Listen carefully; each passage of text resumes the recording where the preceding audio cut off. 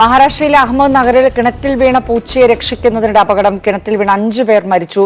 കിണറിൽ ഇറങ്ങി ഓരോരുത്തരായി ബോധരഹിതരാകുകയായിരുന്നു. ഒരാളെ നാട്ടുകാരും അഗ്നിശമന ഉദ്യോഗസ്ഥരും ചേർന്ന് രക്ഷപ്പെടുത്തി.